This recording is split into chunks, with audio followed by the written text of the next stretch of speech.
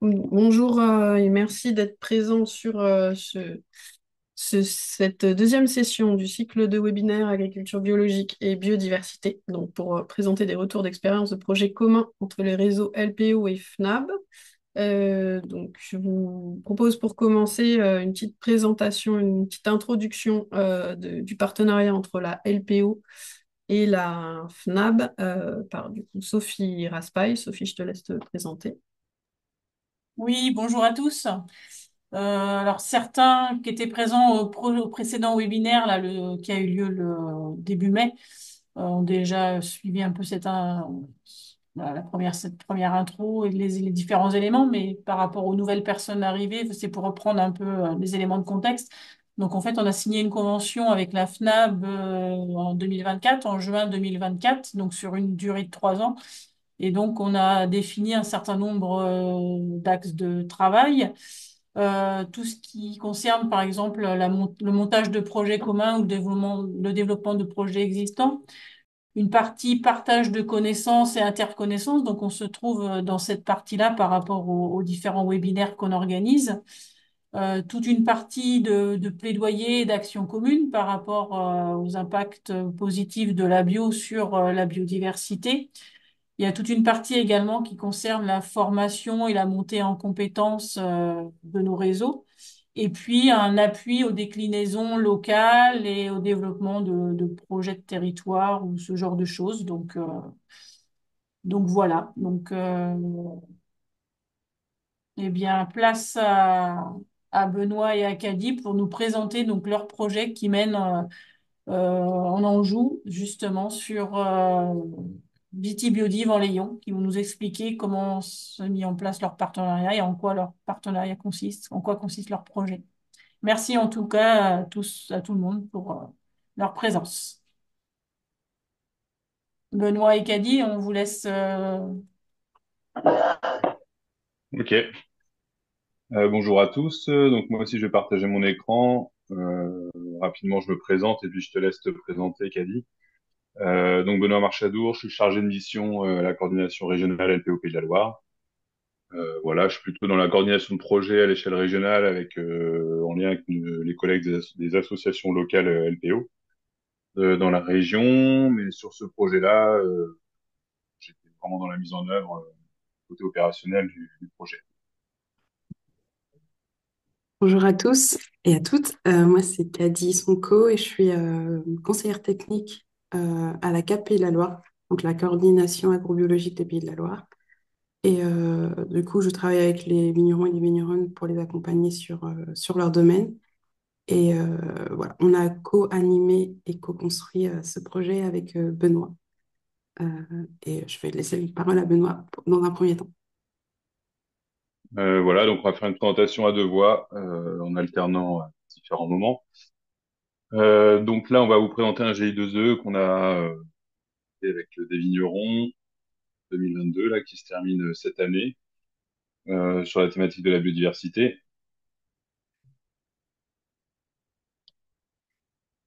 Voilà. Petite introduction au départ sur le contexte et puis présentation du collectif et de ses objectifs. Donc en fait, en Pays de la Loire, sur la thématique viticole, on travaille depuis déjà pas mal d'années. Donc là, je vous ai mis une carte de la région. Vous voyez un peu où sont les territoires viticoles. Et en fait, il y a eu un premier programme avec la CAB 2017-2019 qui avait pour objectif de faire des diagnostics biodiversité, enfin, diagnostics écologiques sur un ensemble de domaines viticoles et d'accompagner les vignerons dans la mise en œuvre d'actions. C'était notamment, c'est en fait de mettre en œuvre ce qu'on peut, comment dire, ce qui est préconisé dans le guide que vous voyez à gauche, là, favoriser la biodiversité dans ces vignes, un guide qu'on avait finalisé en 2017 également avec la CAB et qui a pas mal diffusé dans le réseau LPO national et puis dans la FNAB aussi normalement. D'ailleurs, il me reste pas mal d'exemplaires papier si certains ont besoin pour s'arranger pour en distribuer. Euh, donc voilà, suite à ce programme, donc là, juste pour revenir sur cette image, donc là, vous avez la vallée du Léon ici. Je sais pas si vous voyez mon pointeur. Mais vous avez la vallée du Layon qui est ici, avec entouré en rouge déjà quelques vignerons qui étaient impliqués dans ce premier programme. Et suite à ce premier programme, bah, d'autres vignerons étaient intéressés. Ceux qui avaient participé à ces premiers diagnostics, ces premières actions, souhaitaient poursuivre. Voilà. Donc avec la CAB, on a réfléchi, les 5 domaines viticoles, on a réfléchi à ce qu'on pouvait mettre en place euh, pour avoir des financements en termes d'animation de ce réseau, animation locale de ce réseau. On a donc mis en place un GI2E émergence sur l'année 2021-2022 qui a permis de construire ce GI2E qui représente 11 domaines. Donc là, voilà, j'ai fait un petit zoom sur la carte. Donc vous voyez, c'est relativement concentré. Toutes les parcelles rouges, c'est les parcelles qui font partie des différents domaines de ce GI2E. Et donc on est sur des vignerons, pas mal de vignerons, surtout des vignerons avec des surfaces assez faibles. On a 144 hectares au total à l'échelle du GI2E, mais on est vraiment entre 5 et 35 hectares. Voilà, donc sur 2 communes, Rabelais-sur-Layon, Champs-sur-Layon. Euh, voilà, donc voilà, comment dire, un ancrage territorial assez fort, assez important sur un territoire où il y avait déjà pas mal d'engagement. Donc je ne sais pas si vous connaissez cette très bonne BD, mais l'histoire de cette BD se passe à Rabelais-sur-Layon, donc on est déjà sur un territoire avec pas mal de personnes motivées et engagées. Donc là, je te laisse la main, Kali. Oui. Du coup, on va vous présenter les objectifs généraux. Donc, c'est les objectifs que le groupe s'est fixé sur ces 3, 4 années. Donc, le tout premier, c'était vraiment de préserver la mosaïque de milieux favorables à la biodiversité, de les maintenir et de les conforter, notamment les espèces menacées comme les oiseaux, les chauves-souris ou la flore messicole.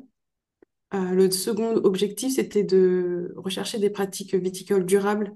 Donc, c'était vraiment l'idée de réduire l'impact environnemental et favoriser les écosystèmes naturels.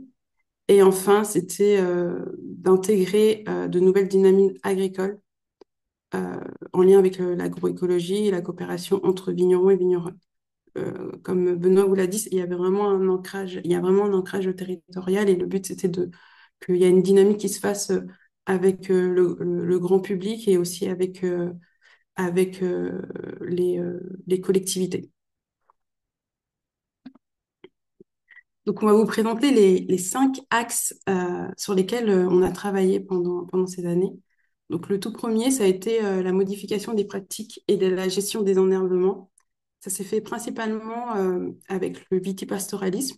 Donc, l'idée, c'était d'introduire le pâturage au vin sur une partie des parcelles des vignerons et des vigneronnes et d'adopter des pratiques d'enherbement à faible impact sur la biodiversité. Euh, les indicateurs qu'on s'est mis, ça a été de faire une étude de faisabilité. Donc, dans un premier temps, c'était de cartographier toutes les parcelles qui étaient adaptées au pâturage et d'échanger avec les collectivités, notamment avec la communauté des communes. Et à long terme, l'objectif, c'était qu'il y ait une installation d'un verger. Et enfin, on voulait qu'il reste des traces et de faire des comptes rendus des échanges et de suivre l'évolution des indicateurs, notamment sur les enherbements. Le deuxième axe, ça a été vraiment axé plutôt sur l'augmentation de l'accueil de la biodiversité dans les parcelles.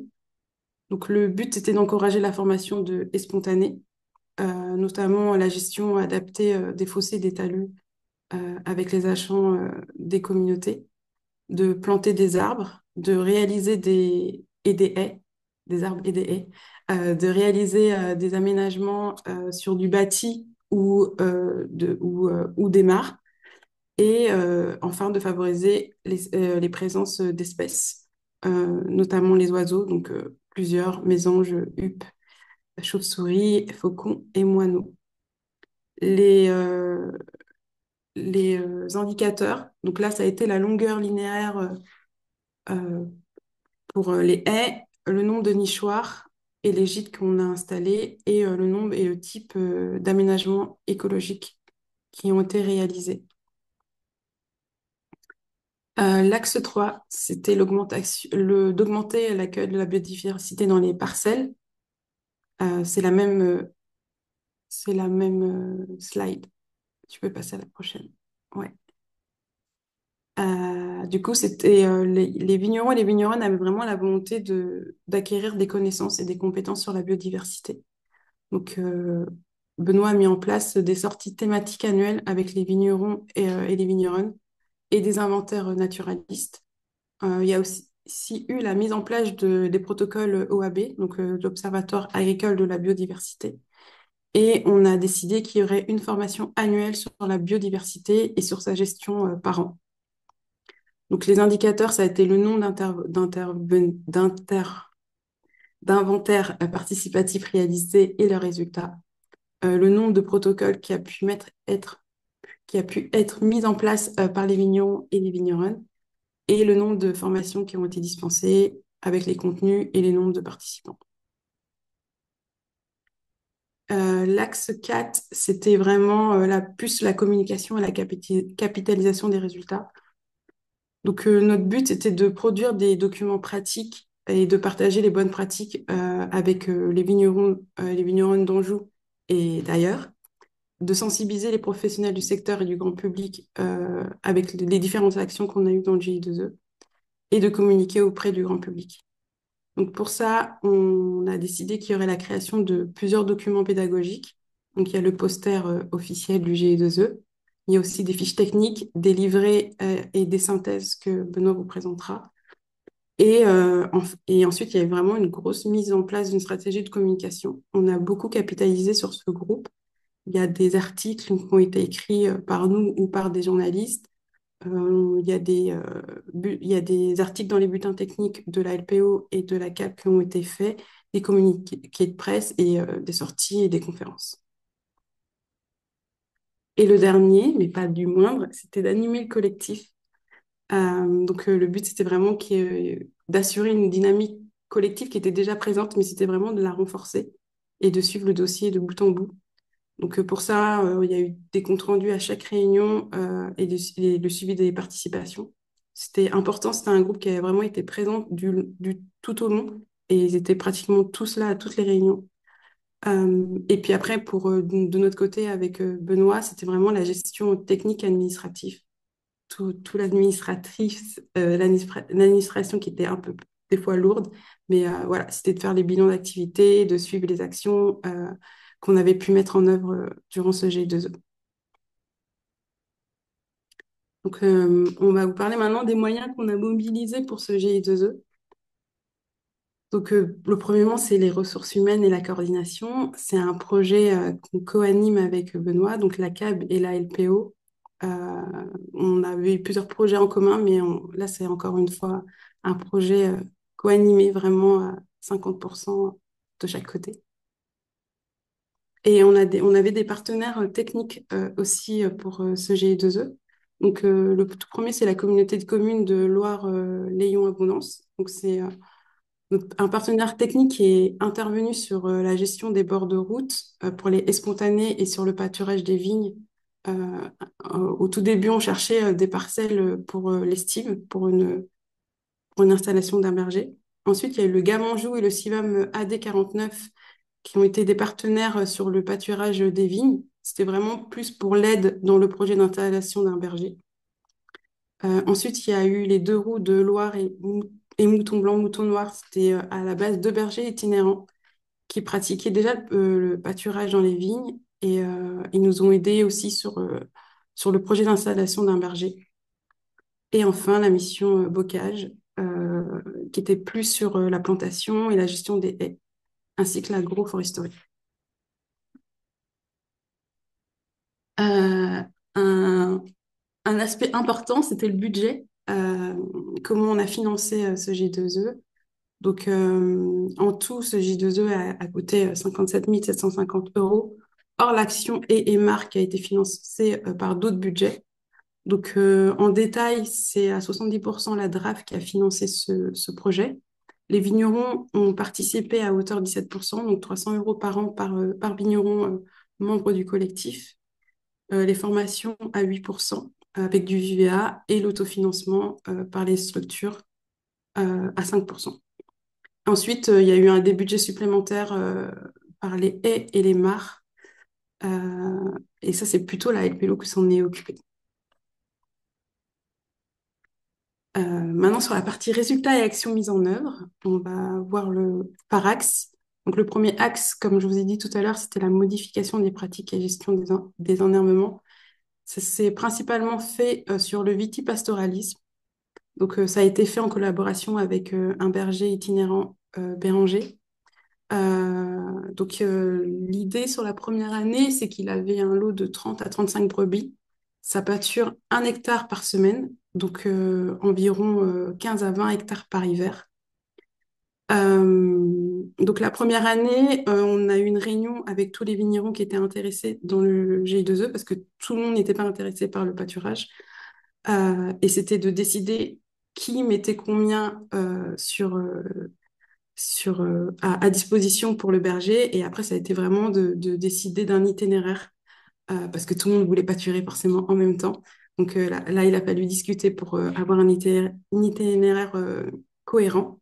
Et après, chez les années précédentes, l'idée, c'était qu'il y ait de l'autonomie de la part des vignerons et de bergers. Donc, il y a un WhatsApp qui a été mis en place pour qu'ils puissent s'arranger directement sans eux, puisque le G2E allait arriver à la fin. Et le but, c'était que sans les moyens humains, CAB et PO, ils puissent continuer en fait l'installation. Donc, ce partenariat, il a vraiment permis de sécuriser l'installation de Béranger. Donc, il avait deux races, les Ardennais roux et les Roussins de la Hague. De la Hague, oui, que vous pouvez voir en photo. Tu peux passer. Les vignerons, c'était vraiment contents parce qu'en fait, au niveau viticole, ça leur permet vraiment, en sortie d'hiver, de pouvoir faire un travail du sol beaucoup plus rapide et de passer moins de fois, de faire moins de travail du sol en sortie d'hiver. Donc, il y a eu plusieurs transhumances régulières entre les parcelles, parce que il y a certaines parcelles qui n'étaient pas collées. Donc, ça a permis d'avoir un partenariat aussi avec les écoles qu'on pu faire la transhumance avec Béranger. Ça a vraiment apporté de l'animation en fait dans les deux communes où vraiment les habitants ont participé activement à ce projet. Je te laisse la parole. Oui, du coup, juste pour revenir sur les histoires de transhumance et d'école, ce qui était encore plus intéressant, c'est que vu que certains vignerons sont eux-mêmes parents, c'est eux-mêmes qui ont organisé cette sortie transhumance avec l'école, donc ils ont réussi à apporter aussi eux-mêmes des actions de ce type. Sur l'axe 2, qui a été l'un des axes principaux, ce qui est l'augmentation de l'accueil pour la biodiversité. Donc, le premier volet, c'était de planter des arbres, soit sous forme de haies ou sous forme d'agroforesterie. Du coup, sur les 3 années, là, les 3 hivers, on a planté 31 haies, donc un peu plus de 2000 mètres, 11 alignements agroforestiers, qui représentent un peu plus d'1 kilomètre aussi. Donc, ce qui fait un total de presque 3000 arbres et arbustes qui ont été plantés sur un rayon d'action pas très assez restreint, finalement, sur un territoire assez restreint. Donc, on a organisé un chantier par hiver, des chantiers qui duraient 2 journées, enfin, on va dire une grosse journée et demie, une journée le vendredi, puis une journée le samedi, qui a permis on a réussi à mobiliser pas mal de monde, à la fois des bénévoles de la LPO, on va dire, pour un tiers, les vignerons et leurs connaissances pour un autre tiers, et puis le dernier tiers, c'était essentiellement des personnes des différentes communes. Et on a fait une de ces plantations aussi avec les CE et CM de l'école. Euh, voilà, avec le souci toujours d'associer les plus jeunes et les citoyens du village dans ces démarches. Voilà, je ne vais pas rentrer dans les détails, mais on a planté 32 espèces différentes, à la fois des augers, des arbustes, des fruitiers. Euh, donc au niveau de l'organisation des plantations, donc c'est PPO donc qui a coordonné ces plantations. Aussi bien d'un point de vue administratif, qu'on a fait appel à des financements, à d'autres financements en fait, que ce soit pour le plan de relance ou ou par rapport au plan bocage que la région Pays de la Loire met en œuvre depuis quelques temps. Et donc nous, on s'est occupé à peu près de tout, on va dire, au niveau de l'organisation, la préparation du chantier, recrutement des bénévoles, les plantations le jour J, etc. Le conseil, bien sûr, en amont sur où est-ce qu'on plante, qu'est-ce qu'on plante, etc. Donc des chantiers assez riches, intéressants. Pas. Et toujours une volonté d'être, comment dire, d'avoir une certaine convivialité à travers ces chantiers, parce qu'on était sur des journées avec 40, ouais, 30, entre 30 et 40 bénévoles à peu près, donc on faisait 3 équipes à chaque fois. Donc important de faire des pauses, important d'avoir un bon repas, bien manger, de bien boire. Ça motive toujours les bénévoles encore plus. C'est une façon aussi de les remercier, quoi. Donc voilà quelques images de chantiers qu'on a pu mettre en place. Sur certains linéaires comme on peut voir à gauche, on a recyclé, on va dire, la laine de mouton et rangé le berger, du coup, qui a pu servir de paillage. À droite, vous avez une parcelle de vigne, enfin, une ancienne parcelle de vigne qui a été mise en jachère, où on a implanté 3 alignements agroforestiers. Voilà, donc pour l'instant, il y a uniquement les arbres et entre ces alignements agroforestiers, il a implanté des rangs de vignes. Pour la petite anecdote aussi, ils avaient fait des sondages au niveau du sol avec la Chambre d'agriculture pour voir un peu comment était le sol et ils sont aperçus dans la partie basse que le sol était très humide, que c'était assez compliqué de replanter de la vigne à cet endroit-là, qu'il aurait fallu drainer, etc.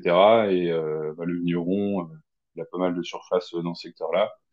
Au lieu de drainer, il a préféré, donc on l'aperçoit un petit peu, mais c'est une des marques qui a été creusée qu'on peut voir aussi en fond de parcelle. Donc, finalement, il adapte totalement sa plantation au contexte du sol et à l'intérêt aussi pour la biodiversité.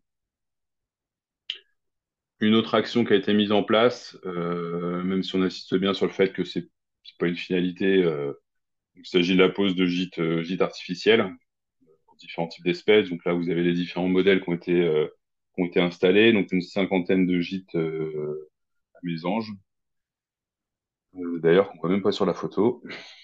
10 nichoirs euphacés, donc là c'est des nichoirs triangulaires que vous pouvez voir ici, nichoirs à chouettes et frais ici, des nichoirs mono, nichoirs à fond cresserelle, et après des gîtes à chauve-souris, donc soit des ronds comme ça, qu'on met plutôt dans les arbres, ou soit des plats qui peuvent convenir à des espèces fissuricoles, donc on met aussi dans les arbres, mais également sur les bâtiments. On a pu mettre en place un suivi de ces gîtes et nichoirs. Donc ils ont été installés au cours de l'hiver 2002-2023 et donc on a pu faire deux passages de suivi là suite à 2 années de reproduction, on va dire. On n'a pas pu les inspecter dans la totalité à chaque fois parce que c'est quand même très chronophage. Donc sur le tableau, sur la partie gauche, vous voyez le nombre de nichoirs qui ont pu être visités, le nombre de nichoirs agites qui ont pu être visités pour chaque type et chaque année, et les taux d'occupation, la partie droite, pardon, du tableau. Quelques difficultés pour comment dire, suivre ces nichoirs ou du moins voir s'ils ont été occupés. Voilà, par exemple pour les nichoirs à chauve-souris qui sont plats, c'est compliqué de savoir s'ils ont été occupés ou pas, étant donné que le guano tombe directement au sol et qu'on n'a pas mis de dispositif pour le récupérer en dessous. Donc voilà, on a un taux d'occupation qui est très faible, qui va être lié au fait s'il y a un individu qui est présent ou pas au moment du contrôle. Pour les nichoirs euphacés, c'est pareil. Les nichoirs euphacés, ils s'ouvrent pas, donc on a pu les visiter la première année par endoscope, avec un endoscope, mais ça n'a pas été fait la deuxième année. Les nichoirs à mésanges, l'avantage, c'est que lors du premier contrôle, on les a tous systématiquement vidés, ce qui a permis de les recontrôler l'année d'après. Voilà, donc, toujours difficile d'apprécier le niveau d'occupation des différents gîtes. Quelques conclusions qu'on peut tirer de ce suivi, c'est que le taux d'occupation sur les nichoirs à mésanges est très très important, pas loin du 100% de ce qu'on peut contrôler. Euh, Pourtant, on est quand même dans des contextes voilà de culture homogène, culture intensive sur des paysages assez homogènes. Pas forcément, voilà, on les a forcément placés sur des arbres ou en limite de parcelles, etc. Mais assez surpris quand même du taux d'occupation de ces nichoirs. Ensuite, sur les gîtes à chauves-souris, donc c'est plus mitigé. On a eu seulement dans les gîtes à chauves-souris ronds, on n'a pas tout contrôlé, on a contrôlé la moitié à chaque fois. On n'en a que deux qui ont fait l'objet de la présence de guano. Après, c'est moins surprenant parce qu'on sait bien que les chauves-souris mettent plus de temps comment dire, à coloniser de nouveaux gîtes, sont très fidèles à leurs gîtes historiques, etc. Pour le gîte à Faucon Cresserelle, là, il y a une installation qui est en cours cette année. Donc là, il n'y avait rien pour les derniers suivis, même si on commençait à avoir un couple qui s'approchait. Idem pour les nichoirs et frais, ça prend pas mal de temps, mais moins un gîte qui fait l'objet de passage, et un autre où ça semblerait aussi fonctionner. Et pour les huttes-faciès, quasiment tout contrôlé la première année. Donc on a un tiers de taux d'occupation, mais c'est des lignes mésanges. Pour l'instant, on n'a jamais vu une hutte-faciès coloniser ce type de gîte, alors qu'elle est quand même très présente dans le secteur, plusieurs couples sur la commune. Et pour les nichoirs à moineaux, bon, on n'a pas, il y en avait que deux, donc il y en a un qui a été colonisé par les moineaux et un autre qui a été colonisé par les mésanges. Voilà un peu le petit retour qu'on peut faire, un retour d'expérience sur ce type d'installation. Et juste pour compléter, sur une grande parcelle de 14 hectares, notre domaine, là, donc, c'est un projet en parallèle, mais on a repositionné 25 nichoirs à Mésange aussi. Et ça fait une grosse densité quand même. On a un taux d'occupation qui est pas aussi important, mais qui est assez proche. On a 75 ou 80% d'occupation aussi dès la première année.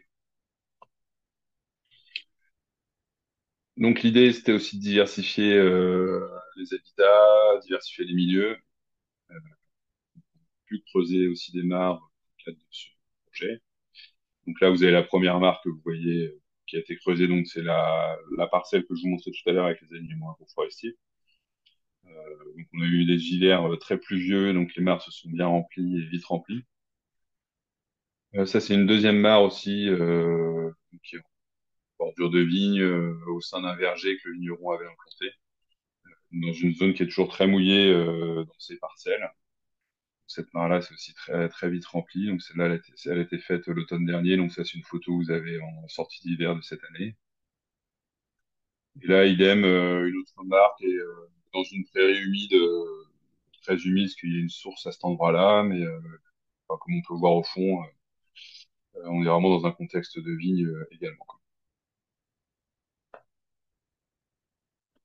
Enfin, les dernières actions qu'on a pu mettre en place, enfin, les dernières actions qu'on a pu mettre en place, pas vraiment, mais sur les spontanés, on a beaucoup échangé avec la communauté de communes euh, pour justement qu'ils identifient dans leur mode de gestion des linéaires de haute talus, en fait, que les vignerons souhaitaient pouvoir se développer de manière spontanée afin de créer des spontanés.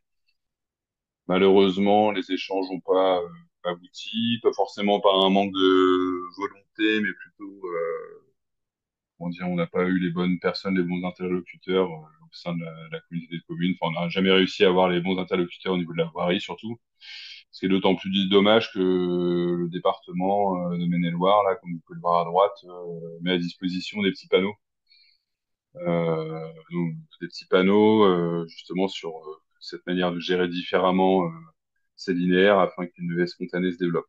Donc tout le monde connaît les panneaux gestion différenciée de bord de route, etc. Donc là, c'est vraiment des panneaux dédiés au développement de la haie spontanée, ce qui a un double intérêt, bah, bien sûr communiquer, mais ce qui a surtout un intérêt, c'est que bah, la personne qui est dans son tracteur et qui entretient les talus, bah, en voyant ces panneaux, ça le rappelle que cet endroit-là, l'objectif, c'est d'essayer de se développer des spontanés. Peut-être que ça aboutira à un moment donné, mais c'est plutôt un peu une déception de ce choix. Et ensuite, là, une dernière chose qu'on a pu mettre en place, c'était un peu une opportunité avec des deux parcelles qui ont été arrachées, qui ont vocation à être en jachère pendant au moins 4-5 ans. avant peut-être de nouvelles plantations, c'était de d'implanter un couvert herbacé qui mélange à la fois des espèces à vocation agronomique. Donc, vous avez la liste des espèces là qui ont composé ce mélange. Donc à la fois des espèces à vocation agronomique, donc c'est des espèces d'origine commerciale, comme vous avez du trèfle, du luzerne, etc. Et des espèces sauvages euh, qui ont été récoltées selon le cahier des charges et le label végétal local. Pardon, que j'ai pas remis ici, mais donc c'est bien d'origine végétale locale. C'est quelque chose des semences qu'on a achetées, une structure qui s'appelle Semences Nature et qui s'est vraiment spécialisée dans ce domaine-là. Le mélange s'appelle Polyphoniflore, donc sur l'aspect semences sauvages, il a vocation à vraiment attirer les pollinisateurs, notamment. Donc c'est voilà, ça a été semé il y a pas longtemps, au mois d'avril. Le problème c'est qu'il pleut plus depuis, que la levée est un peu compliquée, donc voir ce que ça donne au cours de cette année et puis les années suivantes. Donc là, je vous ai mis une petite cartographie. Je sais pas si elle est très lisible sur l'ordinateur, mais qui permet de voir un peu tout le parcellaire et la zone qui est concernée, avec deux secteurs. Un secteur qui est vraiment ciblé sur la commune de Rabelais-sur-Layon et un autre plus au sud, Champs-sur-Layon, avec l'ensemble des actions qui ont été mises en œuvre. Euh, donc l'avantage aussi de ce projet, quand on voit que l'animation territoriale, ça peut très bien fonctionner, surtout quand on a un public motivé. Euh, Ça permet vraiment de mettre en œuvre pas mal d'actions. Ils étaient tous très motivés. Et ça a aussi créé une certaine émulation au niveau local parce qu'en parallèle de ce GI2E, il y a eu aussi d'autres haies qui ont été plantées. Une autre marque qui a été creusée. Il y a d'autres projets qui sont en cours, etc. Et donc, dans le cadre des indicateurs de ce GI2E, on avait mis aussi en avant l'évolution de la surface des infrastructures agroécologiques avant et après J2E, on va dire.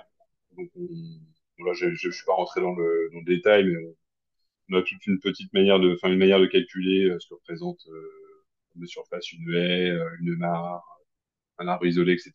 Et au bilan, on a réussi à augmenter de 50% la surface des IAE sur les parcelles concernées par ces travaux.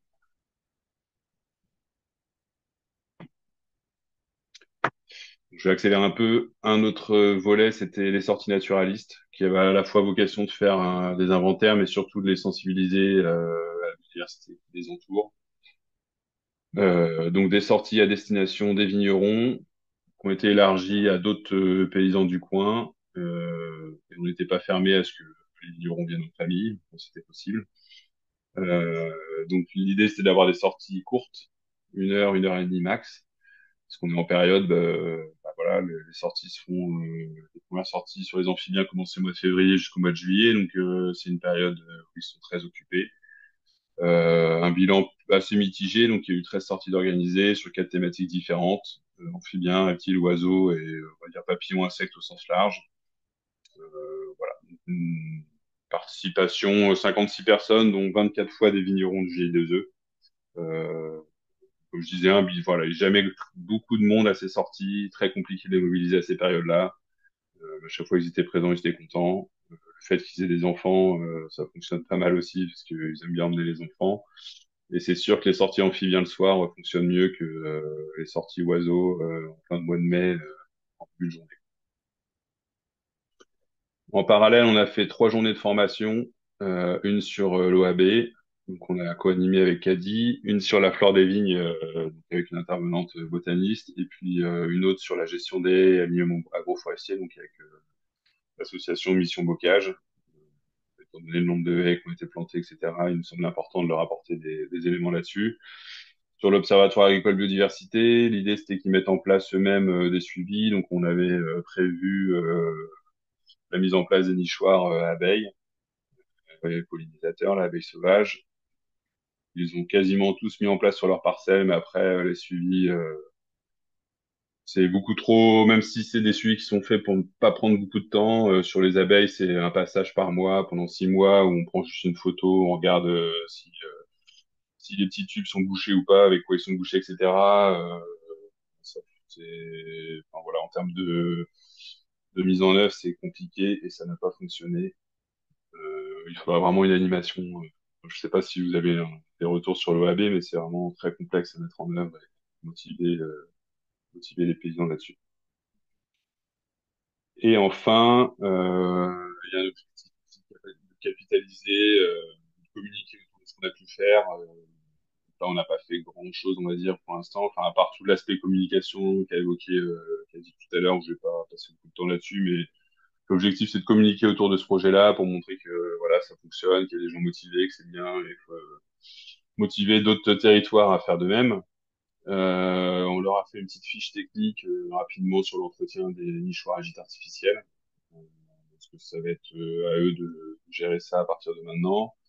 Et on est sur aussi des petits livrables en fait qui peuvent conserver chez eux.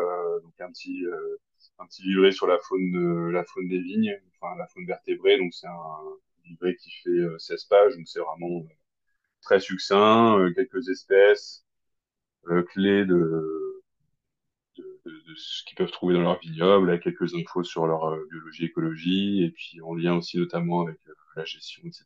Donc c'est plus des petits rappels ou s'ils veulent revoir certaines espèces, etc. Et il y en a un autre qui est en cours sur la flore également.